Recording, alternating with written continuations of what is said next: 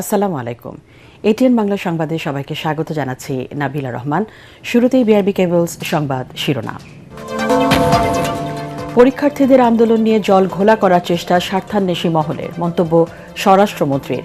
শেখ হাসিনা দেশে ফিরলে দণ্ড কার্যকর। ৪৫ বছর পর সাবেক রাষ্ট্রপতি জিয়াউর রহমানের খুনি সাবেক মেজর মোজাফফর ডিবির হাতে গ্রেপ্তার, সেনাবাহিনীর কাছে হস্তান্তর।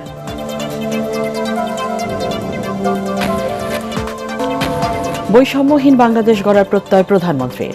ভিন দেশের প্রেসক্রিপশনে চলবে না বাংলাদেশ, জামাতের আমির।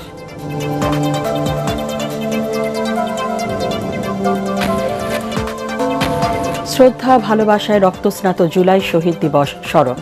আন্দোলনের প্রথম শহীদ রংপুরের আবু সাইদ হয়ে ওঠেন প্রতিবাদের প্রতীক। এবার বিস্তারিত। এইচএসসি পরীক্ষার্থীদের আন্দোলনকে কেন্দ্র করে জল ঘোলা করার চেষ্টা করছে স্বার্থান্বেষী মহল।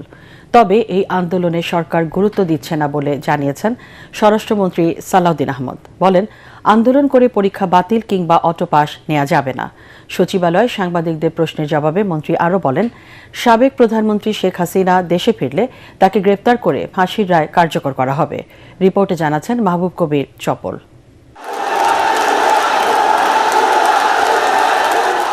এটা ২০২৫ সালের ২২ জুলাইয়ের চিত্র। পরীক্ষা বাতিলের দাবিতে সচিবালয়ে ঢুকে পড়ে এইচএসসির শিক্ষার্থীরা। ঠিক এক বছর পর আবারও রাজপথে এবারের এইচএসসির পরীক্ষার্থীরা। আমাদের একটা সুস্থ শিক্ষামন্ত্রীর দরকার। দুর্যোগপূর্ণ আবহাওয়ায় পরীক্ষা নেওয়ার প্রতিবাদ ও শিক্ষামন্ত্রীর পদত্যাগের দাবিতে আন্দোলনে তারা। শিক্ষামন্ত্রী দুঃখ প্রকাশের পরও আন্দোলন চালিয়ে যাওয়ার পেছনে কারো স্বার্থ থাকতে পারে বলে মনে করছেন স্বরাষ্ট্রমন্ত্রী। সরকারকে বিব্রত করতে চায় এরকম কিছু মহল তো আছেই। তারা বিভিন্ন ইস্যুতে নিজেদের পরিচয় গোপন করে এখানে একটা ঘোলা পানিতে মাছ শিকারের ব্যবস্থা করতে চায়। সেটা দৃশ্যমান হয়েছে। যারা আন্দোলন করছে তাদের মধ্যে অনেকে দেখা যায় আসলে ছাত্রই না, পরীক্ষার্থীই না। পিছনে যেই থাকুক, সামনে তো আমরা আছি। এগুলো আমরা খুব একটা গুরুত্বের সাথে নিচ্ছি না। শিক্ষার্থীদের উপর পুলিশের মারধরের বিষয়টি সঠিক নয় উল্লেখ করে স্বরাষ্ট্রমন্ত্রী বলেন, আন্দোলন করে পরীক্ষা বাতিল কিংবা অটো পাস নেওয়ার দিন শেষ। ইন্টারিম গভর্নমেন্টের সময় দেখা গিয়েছে যে সচিবালয়ে ঢুকে গিয়ে পরীক্ষা স্থগিত করা বা বিনা পরীক্ষায় পাশের ঘোষণা নেওয়া, এই সমস্ত একটা অপকালচার তখন দেখা গিয়েছে, যার কারণে তারা এখনও সেই টেন্ডেন্সিটা বহাল রেখেছে। তবে তাতে করে আমরা শিক্ষার মান ক্ষুণ্ণ হোক এরকম কোনো বিষয়ে আমরা অ্যালাউ করব না। সাংবাদিকদের প্রশ্নের জবাবে স্বরাষ্ট্রমন্ত্রী আরও জানান, ফাঁসির দণ্ডপ্রাপ্ত আসামি সাবেক প্রধানমন্ত্রী শেখ হাসিনার দেশে ফেরার ঘোষণায় উদ্বিগ্ন নয় সরকার। তিনি দেশে ফিরলে গ্রেফতার করে মৃত্যুদণ্ড কার্যকরের উদ্যোগ নেওয়া হবে। আমরা তো তাকে ফেরত চাই এবং বিচারের মুখোমুখি হোক। সাজাপ্রাপ্ত আসামি হিসাবে দেশে ফিরলে তাকে গ্রেফতার করা হবে এবং রায় কার্যকরের ব্যবস্থা নেওয়া হবে। যদি আপিল করার কোনো সুযোগ থাকে সেটা আইন আদালত বুঝবে, তখন আপিলের সুযোগ থাকলে আপিল হবে। স্বরাষ্ট্রমন্ত্রী জানান, বন্দি বিনিময় চুক্তি অনুযায়ী দুবাইয়ে গ্রেফতার সাবেক আইজিপি বেনজির আহমেদ ও ভারতে গ্রেফতার ওসমান হাদি হত্যার অভিযুক্তদের দেশে ফিরিয়ে আনার চেষ্টা চলছে। আমরা দেশে ফিরিয়ে নিয়ে আসার জন্য আমাদের যা কিছু করণীয় আইনানুগভাবে সবকিছু আমরা সম্পন্ন করেছি।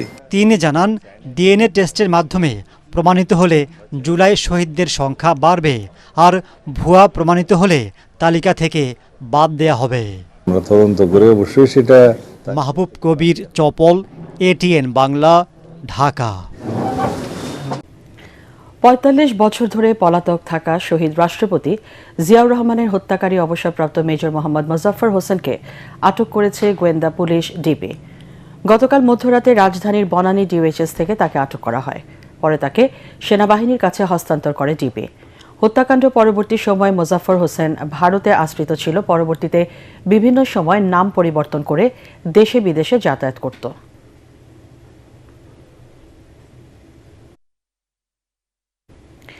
সুখী সমৃদ্ধ বৈষম্যহীন বাংলাদেশ গড়ার অঙ্গীকার ব্যক্ত করেছেন প্রধানমন্ত্রী তারেক রহমান। সচিবালয় মন্ত্রিপরিষদ বিভাগের সভাকক্ষে ক্ষুদ্র নৃগোষ্ঠীর প্রতিনিধিদের সাথে বৈঠকে তাদেরকে দেশের অবিচ্ছেদ্য অংশ বলে অভিহিত করেন প্রধানমন্ত্রী। বলেন, সরকার এমন একটা দেশ গড়তে চায় যেখানে কোনো জাতি গোষ্ঠীর বৈষম্য থাকবে না। এ সময় সমতলে থাকা ক্ষুদ্র নৃগোষ্ঠীর ভূমির মালিকানা সমস্যা সমাধানে ভূমি কমিশন গঠন, আদিবাসীদের সাংবিধানিক স্বীকৃতি, কেন্দ্রীয় কালচারাল সেন্টার, বিভিন্ন প্রকল্পের নামে ক্ষুদ্র নৃগোষ্ঠীর বসতি উচ্ছেদ বন্ধ করা এবং ক্ষুদ্র নৃগোষ্ঠীর জন্য ঋণ সুবিধা দেওয়ার দাবি উপস্থাপন করা হয়। সরকার পর্যায়ক্রমে সমাধানযোগ্য সব সমস্যার সমাধান করার চেষ্টা করছে বলেও জানান প্রধানমন্ত্রী। বৈঠকে স্থানীয় সরকার মন্ত্রী মির্জা ফখরুল ইসলাম আলমগীর, ক্ষুদ্র নৃগোষ্ঠী বিষয়ক প্রধানমন্ত্রীর বিশেষ সহকারী বিজন কান্তি সরকার সহ 17 জেলার 18টি ক্ষুদ্র নৃগোষ্ঠীর প্রতিনিধিরা উপস্থিত ছিলেন।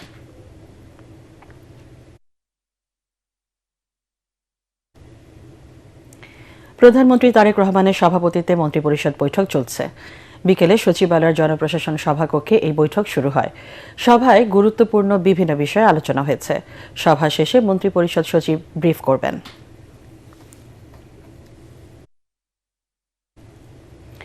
জুলাই যোদ্ধাদের আকাঙ্ক্ষা নিয়ে কেউ বেইমানি করলে ইতিহাস তাদের কখনো ক্ষমা করবে না বলে মন্তব্য করেছেন জামাত ইসলামের আমির ও বিরোধী দলীয় নেতা ডাক্তার শফিকুর রহমান। রাজধানীতে জুলাই শহীদ দিবসের আলোচনা সভায় তিনি বলেন, জামাতে ইসলামী একমাত্র দল যাদের ভারত সবসময় লাল কার্ড দেখাতে চায়, তবে জামাত ইসলামী তাদের লাল কার্ডকে তোয়াক্কা করে না বলে জানান ডাক্তার শফিক। বলেন, ভারতের নয় জামাত নেতারা এদেশের মানুষের বুকে জায়গা করে নিতে চায়। খায়রুল ইসলামের রিপোর্ট। ওরা একসাথে লড়বো, দেশটাকে গড়বো। জুলাই শহীদ দিবস উপলক্ষে বৃহস্পতিবার রাজধানীর কাকরাইলের ডিপ্লোমা ইঞ্জিনিয়ার ইনস্টিটিউটে বাংলাদেশ জামায়াত ইসলামী ঢাকা মহানগর দক্ষিণ শাখা আয়োজিত আলোচনা সভা। রাখবো শহীদ সম্মান। দলীয় নেতৃবৃন্দের পাশাপাশি উপস্থিত জুলাই যোদ্ধা ও শহীদ পরিবারের সদস্যরা।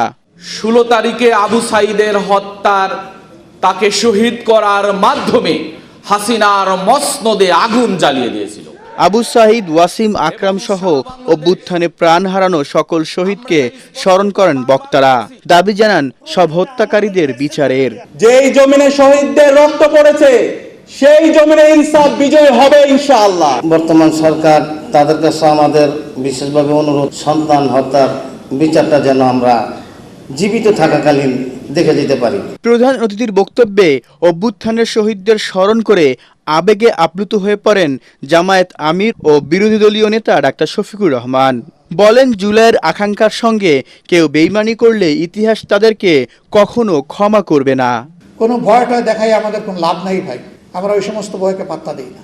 আমরা আশা জাগাইয়ে রাখতে চাই যে এই রাষ্ট্র নিমক হারামি করবে না এদের সাথে, কিন্তু যদি করে তাহলে অতীতে যেমন নিমক হারামদের কোনো ভালো পরিণতি হয়নি, বর্তমানেও হবে না। এ সময় জামায়াত আমির সীমান্তে পার্শ্ববর্তী দেশের আধিপত্যের নিন্দা জানিয়ে বলেন, বাংলাদেশের পররাষ্ট্রনীতি এদেশের মানুষের ইচ্ছাই চলবে, কোনো ভিনদেশীদের প্রেসক্রিপশনে নয়। এ দেশ তার পররাষ্ট্রনীতি কারো ডিকটেশনে চলুক, এটা আমরা চাই না। ভারত আমাদের প্রতিবেশী, তাদের সাথে আমরা সৎ প্রতিবেশীর আচরণ করতে চাই এবং তারাও আমাদের সাথে সৎ প্রতিবেশীর আচরণ করছে ওটাও দেখতে চাই। এর ভিন্ন কোনো সম্পর্ক কারো সাথেই আমাদের থাকবে না। এদিন সকালে রায়ের বাজার কবরস্থানে জুলাই শহীদদের গণকবরে শ্রদ্ধা জানান ইসলামী ছাত্র শিবিরের কেন্দ্রীয় নেতারা। আল্লাহ সকল শহীদকেই তুমি কবুল করে নাও। খায়রুল ইসলাম, এটিএন বাংলা, ঢাকা।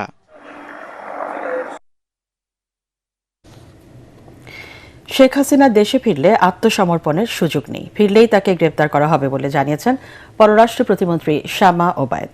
বিকেলে পররাষ্ট্র মন্ত্রণালয়ে ব্রিফিংয়ে তিনি বলেন, শেখ হাসিনার দেশে ফেরা না ফেরা নির্ভর করছে ভারত সরকারের ওপর। শেখ হাসিনা সহ যেসব আসামিরা ভারতে আছেন তাদেরকে প্রত্যর্পণ চুক্তির আওতায় ফিরিয়ে আনতে সরকার আন্তরিকভাবে কাজ করছে বলেও জানান প্রতিমন্ত্রী। তিনি আরও বলেন, সাবেক এই প্রধানমন্ত্রী দিল্লিতে পলাতক হিসেবে আছেন। তার কাছে কোনো পাসপোর্ট বা ট্রাভেল ডকুমেন্ট না থাকায় অবশ্যই তাকে ছবিযুক্ত প্রমাণপত্র নিতে হবে।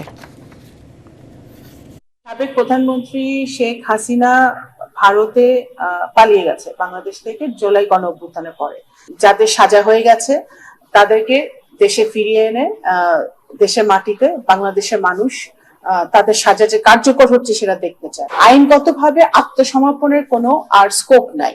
So whenever she comes to Bangladesh, she will be arrested. এইটাই আইনগতভাবে হবে। হাসিনা পালিয়ে গিয়ে ভারতে আছে, কোনো স্ট্যাটাসে নাই। তারা কিভাবে ফেরত আসবে সেটা যদি এক্সট্রাডিশন ট্রিটির অনুযায়ী আসে তাহলে এটার আইনগত নিয়ম আছে এবং ডিপ্লোম্যাটিকও কিছু নর্মস আছে। ৮ জুলাই শহীদ দিবস। 2024 সালের এই দিনে রংপুরের বেগম রোকেয়া বিশ্ববিদ্যালয়ের শিক্ষার্থী আবু সাইদ, চট্টগ্রামে ছাত্রদল নেতা ওয়াসিম আকরাম সহ প্রাণ হারান 6 জন। দিনটি স্মরণে রংপুরে আবু সাইদ স্মৃতিস্তম্ভের ভিত্তিপ্রস্তরে স্থাপন করেছেন মুক্তিযুদ্ধ বিষয়ক মন্ত্রী আহমেদ আজম খান। শ্রদ্ধা নিবেদন করেছেন এনসিপি নেতারা। অন্যদিকে কক্সবাজারে শহীদ ওয়াসিম আকরামের কবর জিয়ারত করেছেন মুক্তিযুদ্ধ প্রতিমন্ত্রী ইঞ্জিনিয়ার ইশরাক হোসেন। এছাড়াও প্রতিটি বিভাগীয় ও জেলা শহর সহ দেশ জুড়ে পালিত হচ্ছে জুলাই শহীদ দিবস। জাহিদুল আলমের রিপোর্টে বিস্তারিত।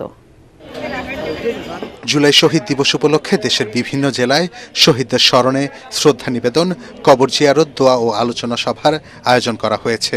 এসব কর্মসূচিতে অংশ নেন প্রশাসনের কর্মকর্তা, রাজনৈতিক নেতৃবৃন্দ, শিক্ষার্থী এবং বিভিন্ন শ্রেণী পেশার মানুষ। শহীদের স্মরণে, শহীদের স্মরণে, সকালে রংপুরে জুলাই স্মৃতিস্তম্ভে শ্রদ্ধা নিবেদন করেন মুক্তিযুদ্ধ বিষয়ক মন্ত্রী আহমেদ আজম খান। এ সময় গণ অভ্যুত্থানের প্রথম শহীদ আবু সাইদ সহ সকল শহীদদের আত্মার মাগফিরাত কামনায় দোয়া করা হয়। এ সময় তিনি বলেন, জুলাই সনদ বাস্তবায়নে সরকার অঙ্গীকারবদ্ধ। সরকারি দল বিরোধী দল মিলেই গণতন্ত্রকে যেমনি প্রাতিষ্ঠানিক রূপ দিতে চাই, তেমনি জুলাই সনদকে অক্ষরে অক্ষরে বাস্তবায়ন করতে চাই। এখন বিরোধী দল মাঝে মধ্যে যে মেঠু বক্তৃতা করেন সেটা তো তাদের রাজনৈতিক বক্তব্য। জুলাই সনদ বাস্তবায়ন করবার জন্য আমরা অঙ্গীকারাবদ্ধ। কক্সবাজারের পেকুয়ায় ছাত্রদল নেতা ও জুলাই গণ অভ্যুত্থানের শহীদ ওয়াসিম আকরামের কবর জিয়ারত করেন মুক্তিযুদ্ধ বিষয়ক প্রতিমন্ত্রী ইঞ্জিনিয়ার ইশরাক হোসেন। এ সময় তিনি বলেন, 2 বছরেও ওয়াসিম হত্যাকাণ্ডের বিচার না হওয়া বিচার বিভাগের দুর্বলতা।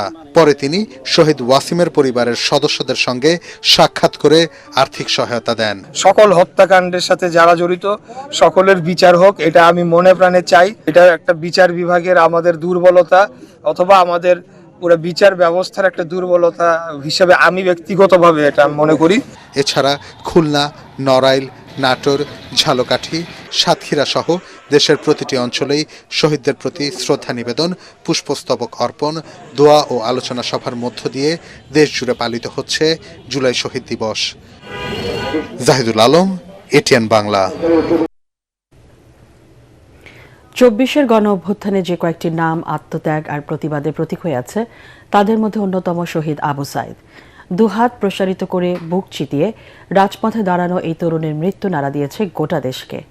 তবে যে প্রত্যাশা নিয়ে জীবন দিয়েছিলেন অসংখ্য তরুণ, সেই বৈষম্য আজও দূর হয়নি বলে মনে করেন আবু সাইদের বাবা মকবুল হোসেন। রংপুরের পীরগঞ্জ থেকে ফিরে এহসানুল গনি স্বজনের ক্যামেরায় আরও জানাচ্ছেন খায়রুল ইসলাম। জুলাইয়ের উত্তপ্ত দুপুর, রাজপথ জুড়ে উত্তেজনা, স্লোগান আর আন্দোলনের ঢেউ। সেই উত্তাল জনসমুদ্রের মাঝে এক অকুতোভয় তরুণ আবু সাইদ, বেগম রোকেয়া বিশ্ববিদ্যালয়ের মেধাবী শিক্ষার্থী, যার পরিবারে দরিদ্রতা ছিল নিত্যসঙ্গী। স্বপ্ন ছিল অভাব গোছানোর, কিন্তু হঠাৎ করেই দেশমাতৃকার প্রয়োজন আরও বড় হয়ে ওঠে। বৈষম্যহীন দেশ গড়ার তাগিদ থেকেই রাজপথে নামেন তিনি। আমার ছেলে একটা মেধাবী ছিল, এই রকম পরিবারের মধ্যে থেকে টিউশনি করে মানুষের ছেলে পড়ে, খুব কষ্ট করে পড়ছিল। 24-এর 16 জুলাই আন্দোলন ক্রমেই অগ্নিগর্ভ হয়ে ওঠে। প্রাণঘাতী সংঘর্ষ, ধোঁয়া আর আতঙ্ক টলাতে পারেনি আবু সাইদকে। দুহাত প্রসারিত করে হিংস্র হয়ে ওঠা আইন শৃঙ্খলা বাহিনীর সদস্যের সামনে দাঁড়িয়ে যান তিনি। তবে ঘাতক পুলিশের গুলিতে নিভে যায় এই বীরের জীবন প্রদীপ। শহীদ আবু সাইদ আজ আমাদের মাঝে নেই, কিন্তু তার সাহস, আত্মত্যাগ আর প্রতিবাদের চেতনা বেঁচে থাকবে প্রজন্ম থেকে প্রজন্ম। ইতিহাসে কিছু নাম সময়ের সঙ্গে সঙ্গে মুছে যায়, আর কিছু নাম হয়ে ওঠে জাতির বিবেক। আর আবু সাইদ সেই অমর নামগুলোর একটি। একজন সন্তানের মৃত্যু, এক মায়ের বুক খালি হয়ে যাওয়া আর বাবার নীরব হয়ে যাওয়ার গল্প, একটি পরিবারের স্বপ্ন থেমে যাওয়ার গল্প। যে ঘরে একদিন হাসির শব্দ ছিল, আজ সেখানে স্মৃতি আর অপেক্ষার দীর্ঘশ্বাস। স্বপ্নের একটা পুতুল ছিল আমার সংসারের মধ্যে, সেটা এখন নাই। আমি এখন অসহায়। সরকারের কাছে আগুন দাবি জানাই যে বিচারটা কার্যকর হোক। দেশে এবং দেশের বাহিরে তাদের সাজাপ্রাপ্ত যে আসামি আছে তাদের যেন যথাযথভাবে তাদের শাস্তি কার্যকর করে। আবু সাঈদ, তার নাম আজ উচ্চারিত হয় সাহসের প্রতীক হিসেবে। অনেক তরুণের কাছে তিনি অন্যায়ের বিরুদ্ধে প্রতিবাদের এক অনুপ্রেরণা। জুলাইয়ের সেই রক্তাক্ত অধ্যায়ে তার আত্মত্যাগ বাংলাদেশের ইতিহাসের একটি গুরুত্বপূর্ণ বাঁক হয়ে থাকবে। খায়রুল ইসলাম, এটিএন বাংলা, পীরগঞ্জ, রংপুর। ধর্মকে কেন্দ্র করে বিভাজনের রাজনীতি নয়, বরং সব ধর্ম বর্ণের মানুষের অংশগ্রহণে উন্নত বাংলাদেশ গড়াই সরকারের লক্ষ্য বলে মন্তব্য করেছেন স্থানীয় সরকার মন্ত্রী মির্জা ফখরুল ইসলাম আলমগীর। রাজধানীর স্বামীবাগ ইস্কনে শ্রী জগন্নাথ দেবের রথযাত্রা মহোৎসবের উদ্বোধনে কথা বলেন তিনি। সারা দেশে বর্ণাঢ্য শোভাযাত্রা ও নানা ধর্মীয় আচারের মধ্য দিয়ে 9 দিনের উৎসব আয়োজন করা হয়েছে। বিস্তারিত জেমস হামিমের রিপোর্টে। সনাতন ধর্মাবলম্বীদের অন্যতম ধর্মীয় অনুষ্ঠান জগন্নাথ দেবের রথযাত্রা উৎসব শুরু হয়েছে। সারা দেশে বর্ণাঢ্য শোভাযাত্রা ও নানা ধর্মীয় আচারের মধ্য দিয়ে 9 দিনব্যাপী এই উৎসব চলবে। আজকে অনেক একটা আনন্দের দিন, অনেক শুভ একটা দিন। সবকিছু যে এত সুন্দরভাবে হচ্ছে আমাদের, এটা খুবই ভালো লাগতেছে। এশিয়া মহাদেশের অন্যতম প্রাচীন ঐতিহ্যবাহী ঢাকা ধামরায়ে যশো মাধবের 400 বছরের পুরনো রথযাত্রা উদ্বোধনী অনুষ্ঠানে প্রধান অতিথি ছিলেন জাতীয় সংসদের চিফ হুইপ নুরুল ইসলাম মনি। সবাই মিলে সাম্প্রদায়িক সম্প্রীতি থাকবে এবং এটা কোনো সাম্প্রদায়িক দেশ নয়, অসাম্প্রদায়িক দেশ। আমরা সবাই ঐক্যবদ্ধ থাকবো। ঢাকা স্বামীবাগের রথযাত্রায় স্থানীয় সরকার, পল্লী উন্নয়ন ও সমবায় মন্ত্রী মির্জা ফখরুল ইসলাম আলমগীর বলেন, দেশের রাজনীতিতে ধর্ম নিয়ে বিভাজন সৃষ্টি হোক, এটা বিএনপি চায় না। রাজনীতিতে বিভাজন বিশ্বাস করি না। আমাদের যে রাজনৈতিক দর্শন শহীদ প্রেসিডেন্ট জিয়াউর রহমান সাহেব আমাদের দিয়ে গিয়েছেন, বাংলাদেশি জাতীয়তাবাদ, সকল ধর্মের সকল বর্ণের মানুষের সঙ্গে একাত্ম হয়ে বাংলাদেশের উন্নয়ন আমরা কামনা করেছি। এদিকে কোনো মহল যাতে এই আয়োজনে অপ্রীতিকর পরিস্থিতি সৃষ্টি করতে না পারে সে লক্ষ্যে আইন শৃঙ্খলা বাহিনী সারা দেশে কঠোর নজর রাখছে বলে জানিয়েছেন DMP. James Hamim, ATN Bangla, Dhaka. 29 পার করে 30 বছরে যাত্রা শুরু করল দেশের প্রথম বেসরকারি satellite television channel ATN Bangla. এ উপলক্ষে বুধবার রাজধানীর কারওয়ান বাজারে চ্যানেলটির প্রধান কার্যালয়ে এটিএন বাংলা পরিবারকে শুভেচ্ছা জানান স্থানীয় সরকার মন্ত্রী, তথ্যমন্ত্রী সহ রাজনৈতিক ও সামাজিক সংগঠনের নেতৃবৃন্দ। বিএনপি মহাসচিব ও এলজিআরডি মন্ত্রী মির্জা ফখরুল ইসলাম আলমগীর বলেন, গণতন্ত্রের প্রাতিষ্ঠানিক রূপ দিতে ভূমিকা রাখবে এটিএন বাংলা। আর যুগের সাথে তাল মিলিয়ে দর্শকদের আস্থা ধরে রাখার প্রত্যাশা ব্যক্ত করেন তথ্যমন্ত্রী জহিরুদ্দিন স্বপন। এ সময় এটিএন বাংলা ও এটিএন নিউজের চেয়ারম্যান ডক্টর মাহফুজুর রহমান বলেন, 3 দশকের পথ চলায় শত বাধা পেরিয়েও অন্যায়ের সাথে কখনোই আপোষ করেনি এটিএন বাংলা। গণতন্ত্র ও মানুষের অধিকার প্রতিষ্ঠায় সবসময় সোচ্চার থেকেছে। বিস্তারিত জানাচ্ছেন ইয়াসিন রানা। দেশের প্রথম বেসরকারি স্যাটেলাইট টিভি চ্যানেল এটিএন বাংলার জন্মদিনে আনন্দ আয়োজন আর উৎসবমুখর পরিবেশ, সাজ রব পুরো অফিস জুড়ে। নিজেদের কলাকুশলী সাংবাদিকদের পাশাপাশি এই আয়োজনে যোগ দেন সরকারের মন্ত্রী, বিভিন্ন রাজনৈতিক দলের নেতৃবৃন্দ, টিভি চ্যানেল, সরকারের বিভিন্ন সংস্থা, শিল্পী, বিভিন্ন প্রতিষ্ঠান ও সমাজের বিশিষ্টজনেরা। মাননীয় মন্ত্রী মহোদয়গণ আমাদের সাথে আছেন, সেই সাথে আছেন। কেক কেটে 30তম বছরে পদার্পণের সূচনা করেন এটিএন বাংলার চেয়ারম্যান ডক্টর মাহফুজুর রহমান। সাথে ছিলেন বিএনপি মহাসচিব ও এলজিআরডি মন্ত্রী মির্জা ফখরুল ইসলাম আলমগীর ও তথ্যমন্ত্রী জহিরুদ্দিন স্বপন। এটিএন বাংলা তার দীর্ঘ যাত্রা পথে অসংখ্য দর্শকের ভালোবাসা এবং অসংখ্য দর্শকের সম্মান তারা অর্জন করেছেন। এটিএন বাংলার কর্ণধার জনাব মাহফুজ সাহেব সহ এই এটিএন বাংলা পরিবারের সকল কলাকুশলী কর্মকর্তাবৃন্দ, সাংবাদিকবৃন্দ সকলকে আমি এই আনন্দঘন সময়ে শুভেচ্ছা জানাই এবং শুভেচ্ছা এবং শ্রদ্ধা জানাই এটিএন বাংলার সমস্ত দর্শক শ্রোতাকে, যারা এটিএন বাংলার দায়িত্বশীলতার কারণে, জবাবদিহিতা সংস্কৃতির কারণে এবং এটিএন বাংলার প্রযুক্তিগত আধুনিকতার কারণে তাকে সাথে রেখেছেন। সেই সম্মানিত দর্শক শ্রোতাকে আমি আশা করি যুগের চ্যালেঞ্জকে মোকাবেলা করে এটিএন বাংলা এই ভালোবাসাকে আরও অনেক সমৃদ্ধ করবে। দেশে বিদেশে বিজ্ঞাপন যাচ্ছে, সোশ্যাল মিডিয়ার অপব্যবহার দেখতে পাচ্ছি আমরা। সেক্ষেত্রে আমরা টিআরপির যন্ত্রণা থেকে একটা বাঁচতে চাই। আমরা মনে করি যে পে চ্যানেল করবার জন্য সরকারের যদি উদ্যোগ গ্রহণ করা হয়, এখন এআইয়ের যুগ এসেছে, যদি পে চ্যানেল করা হয় আমরা টেলিভিশনগুলোকে বাঁচিয়ে রাখতে পারবো। গণতন্ত্রের পক্ষে ভূমিকা রাখায় এটিএন বাংলাকে শুভেচ্ছা জানান তারা। এই বাংলাদেশে এখন একটা এই রাজনীতির সুবাতাস বইছে, গণতন্ত্রের সুবাতাস বইছে। আমরা মনে করি যে এই সময়টাকে ধরে রেখে এটিএন বাংলাও তার যে ভূমিকা, গণতন্ত্রকে প্রাতিষ্ঠানিক রূপ দেওয়ার যে ভূমিকা, সেই ভূমিকা তারা আগের মতোই অক্ষুণ্ণ রাখবেন এবং অগণিত দর্শক শ্রোতা তাদের যে আশা আকাঙ্ক্ষা সেগুলোকে তারা পূরণ করতে সক্ষম হবেন। এটিএন বাংলার পরিচালক হাসান আহমেদ চৌধুরী কিরণ বলেন, এটিএন বাংলা আজীবন বাংলার মানুষের আশা আকাঙ্ক্ষাকে বুকে ধারণ করে এগিয়ে যাবে। এটিএন বাংলা কখনোই কিন্তু ওই প্রতিযোগিতায় লিপ্ত হতে চায় না, কার আগে কে স্কল দেবে, কার আগে কে নিউজ দিবে। আমরা জেনে শুনে বুঝে দেবার চেষ্টা করি। আমরা সেই সাবধানের জায়গাটা সবসময় অবলম্বন করি, যাতে কোনো ভুয়া তথ্য, অপতথ্য, মিথ্যা তথ্য প্রচারের মাধ্যমে সামাজিক, রাজনৈতিক এবং ধর্মীয়ভাবে কোনো রকম উচ্ছৃঙ্খলতা তৈরি না হয়। এটিএন বাংলার চেয়ারম্যান ডক্টর মাহফুজুর রহমান বলেন, শত বাধা সত্ত্বেও গণতন্ত্রের পক্ষে ভূমিকা রাখতে আপোষ করেনি ATN Bangla.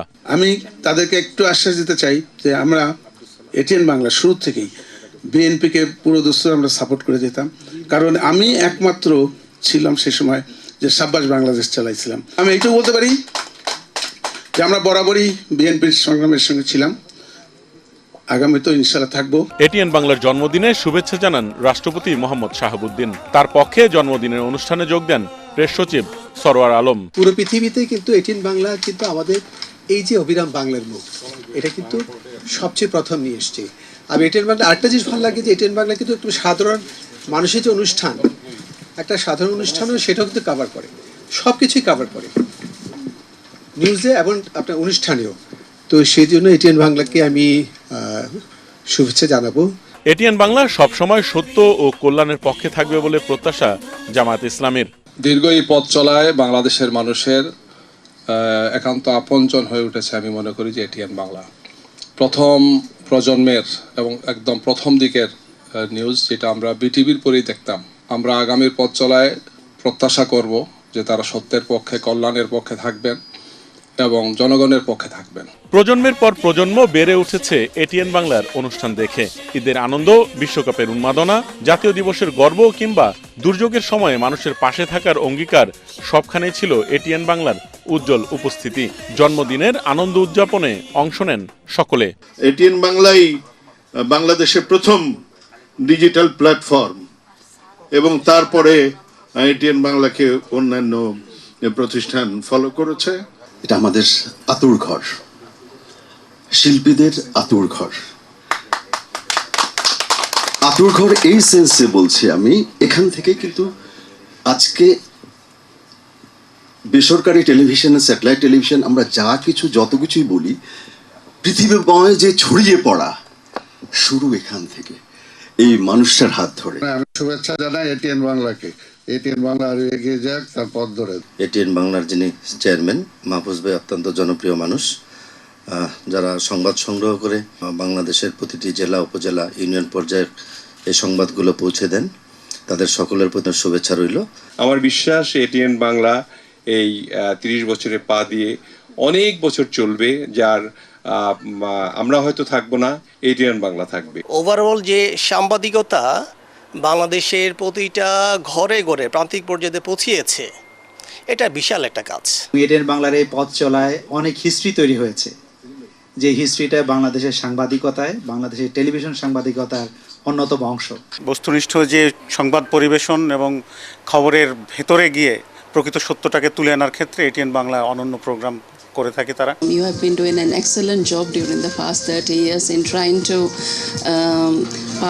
to ensure that the news reaches the remotest communities here in Bashundhara group সবসময় এটিএন বাংলার চলার পথে সঙ্গী হয়ে থাকবে। ঢাকঢোল ব্যান্ড পার্টি নিয়ে এটিএন বাংলার জন্মদিনে শুভেচ্ছা জানায় বেসরকারি টিভি চ্যানেল আই। মোহর, মিষ্টি আর ফুল দিয়ে আনন্দ আয়োজনে যোগ দেয় চ্যানেলটি। এটিএন বাংলার যে প্রোগ্রাম সেটা করতে এবং পথ প্রদর্শক বাংলাদেশের চ্যানেলে, প্রাইভেট চ্যানেলে সেই প্রদর্শিত পথেই আমরা চলছি সবাই। এবং সেই কথাটি আমি বারবার বলবো যে এটিএন বাংলার মাহফুজুর রহমান 100 বছর বাঁচুক, তারও বেশি বাঁচুক।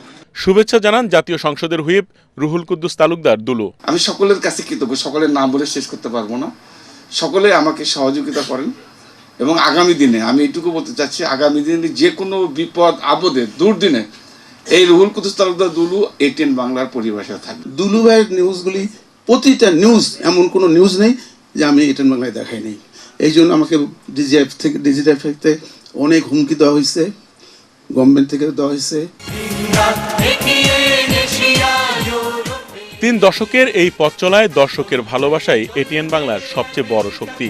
সেই ভালোবাসাকে সঙ্গে নিয়েই আগামী দিনের নতুন অভিযাত্রায় এগিয়ে যাবে দেশের প্রথম ও বিশ্বের প্রথম বাংলাভাষী satellite television channel ATN Bangla. Yasin Rana, ATN Bangla, Dhaka.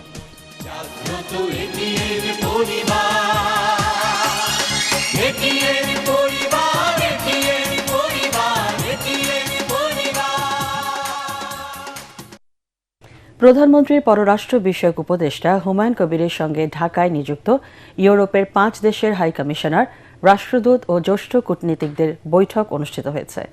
প্রধানমন্ত্রীর তেজগাঁও কার্যালয়ে অনুষ্ঠিত বৈঠকে অংশ নেন ঢাকায় নিযুক্ত ফ্রান্সের রাষ্ট্রদূত জ-মার্ক সেরে শার্লে, স্পেনের রাষ্ট্রদূত Gabriel Sistiaga, British high commissioner Sarah Cook, ইউরোপীয় ইউনিয়নের চার্জ d'Affaires বাইবা জারিনা এবং জার্মানির চার্জ d'Affaires আনজা কার্স্টেন।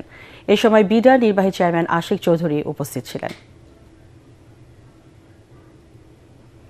ফ্যাসিবাদ বিরোধী আন্দোলনে যেসব সাংবাদিকরা গণমানুষের পক্ষে অবস্থান নিয়েছিলেন তাদের নিয়ে আগামীর বাংলাদেশ গড়ে তোলা হবে বলে জানিয়েছেন প্রধানমন্ত্রীর উপদেষ্টা মাহদি আমিন।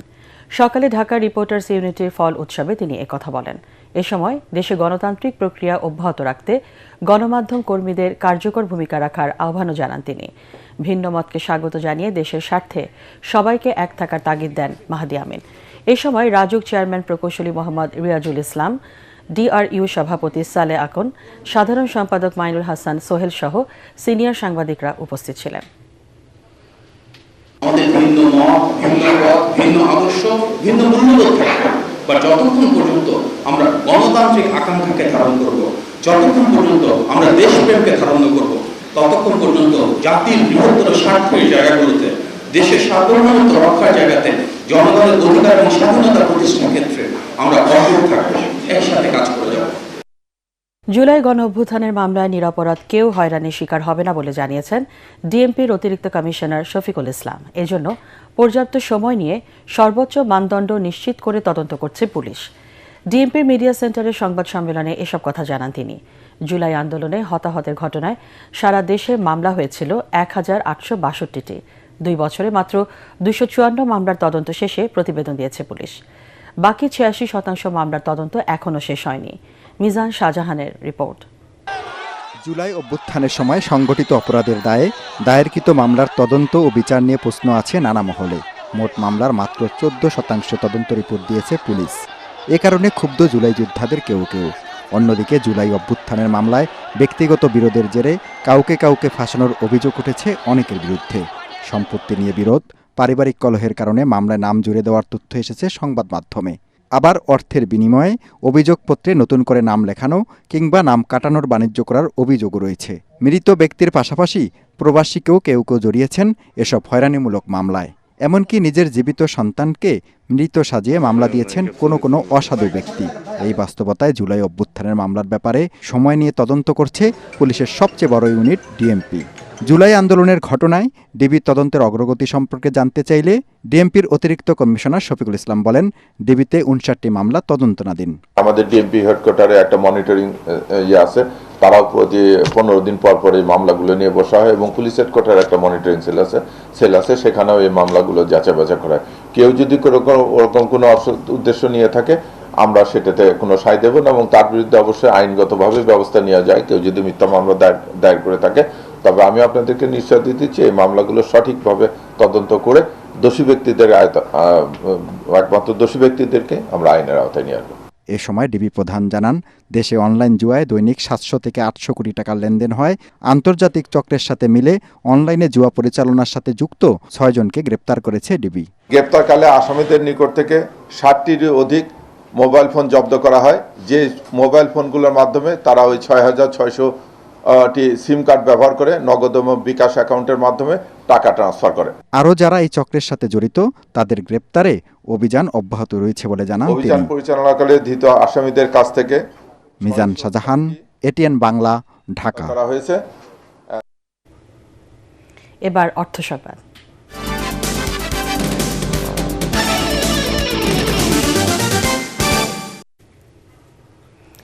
রাইজ টুগেদার স্লোগানে মৌলভীবাজারে শ্রীমঙ্গলে অনুষ্ঠিত হয়েছে ওয়ালটন কেবলসের বার্ষিক ডিলার কনফারেন্স 2026।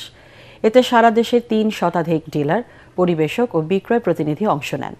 শ্রীমঙ্গলের grand Sultan tea resort and গলফে অনুষ্ঠিত সম্মেলনে ওয়ালটন হাইটেক ইন্ডাস্ট্রিজ পিএলসির ব্যবস্থাপনা পরিচালক এস.এম. মাহবুবুল আলম বলেন, নিরাপদ ও আন্তর্জাতিক মানের কেবল দেশের প্রত্যেক ঘরে পৌঁছে দিতে ওয়ালটন কাজ করছে।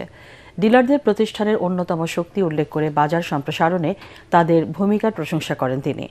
ওয়ালটনের পরিচালক নিশাত তাসনিম সূচি বলেন, স্থানীয় বাজারের পাশাপাশি ভারত, শ্রীলঙ্কা, মালদ্বীপ, ইয়েমেন, নেপাল ও ভুটান সহ বিভিন্ন দেশে ওয়ালটন কেবল রপ্তানি হচ্ছে। অনুষ্ঠানে চলতি বছরের বিক্রয়ে বিশেষ অবদান রাখায় অর্ধ শতাধিক ডিলারকে সম্মাননা দেওয়া হয়।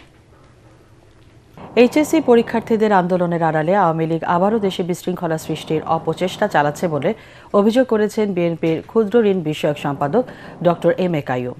রাজধানীর গুলশানে প্রধানমন্ত্রীর পক্ষ থেকে জুলাই গণ অভ্যুত্থানে ঢাকা 11 আসনের শহীদ পরিবার ও আহতদের মাঝে মাসিক সহায়তার অর্থ প্রদান অনুষ্ঠানে তিনি একথা বলেন।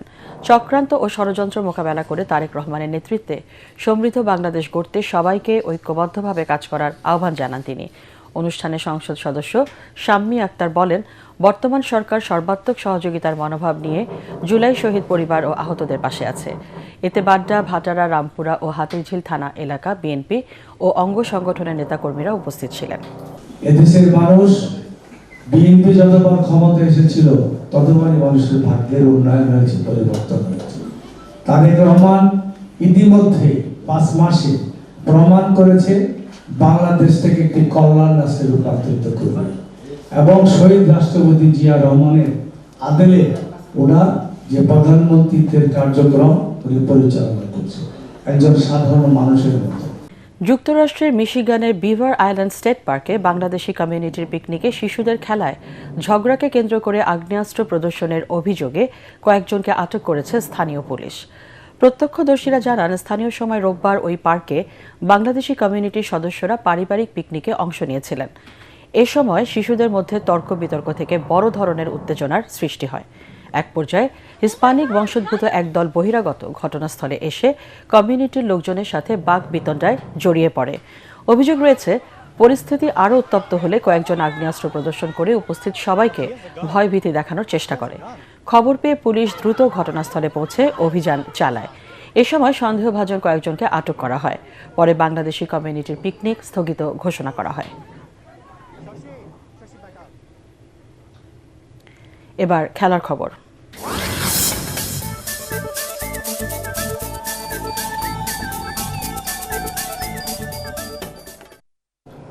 সিরিজ বাঁচানোর মিশন নিয়ে দ্বিতীয় টি-20তে কাল জিম্বাবুয়ের মুখোমুখি হবে বাংলাদেশ। বুলাওয়েতে 5টি ম্যাচ শুরু হবে বাংলাদেশ সময় শুক্রবার বিকেল 4:30টায়। প্রথম টি-20তে 32 রানে হারে বাংলাদেশ। ফলে 3 ম্যাচের সিরিজে 1-0 ব্যবধানে পিছিয়ে রয়েছে সফরকারীরা। সিরিজে টিকে থাকতে হলে এই ম্যাচে জয়ের কোনো বিকল্প নেই টাইগারদের। এর আগে জিম্বাবুয়ে সফরে একমাত্র টেস্ট এবং 3 ম্যাচের ওয়ানডে সিরিজও হেরেছে বাংলাদেশ। তাই আরেকটি সিরিজ হার এড়ানোর লক্ষ্যে মরিয়া তাওহিদ হৃদয়ের দল। এশিয়ান গেমসের চূড়ান্ত প্রস্তুতির অংশ হিসেবে 5 ম্যাচের এক টেস্ট সিরিজে নেপালের মুখোমুখি হবে বাংলাদেশ নারী কাবাডি দল। শুক্রবার জাতীয় কাবাডি স্টেডিয়ামে শুরু হবে সিরিজের প্রথম ম্যাচটি। উদ্বোধনী ম্যাচে গেস্ট অব অনার থাকবেন প্রধানমন্ত্রী কন্যা ব্যারিস্টার জাইমা রহমান। সিরিজের বাকি ম্যাচগুলো হবে 18, 20, 21 এবং 23 জুলাই।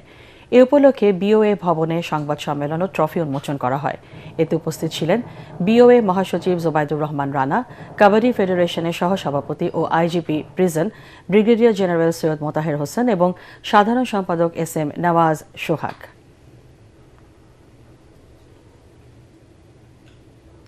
শেষ করার আগে বিআরবি কেবলস সংবাদ শিরোনাম জানিয়ে দিচ্ছি আরেকবার।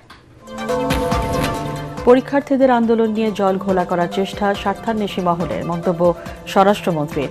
শেখ হাসিনা দেশে ফিরলে দণ্ড কার্যকর।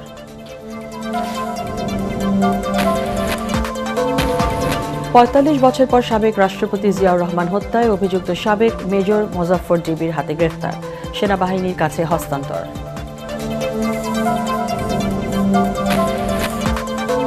বৈষম্যহীন বাংলাদেশ গড়ার প্রত্যয় প্রধানমন্ত্রীর। ভিন দেশের প্রেসক্রিপশনে চলবে না বাংলাদেশ, জামাতের আমির।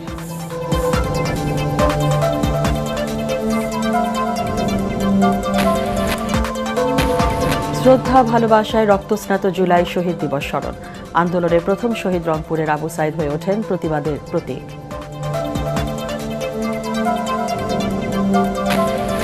পরবর্তী সংবাদ দেখার আমন্ত্রণ জানিয়ে এখনকার মতো শেষ করছি। এটিএন বাংলা সংবাদ ইউটিউবে দেখতে ব্রাউজ করুন, youtube/ATN Bangla News।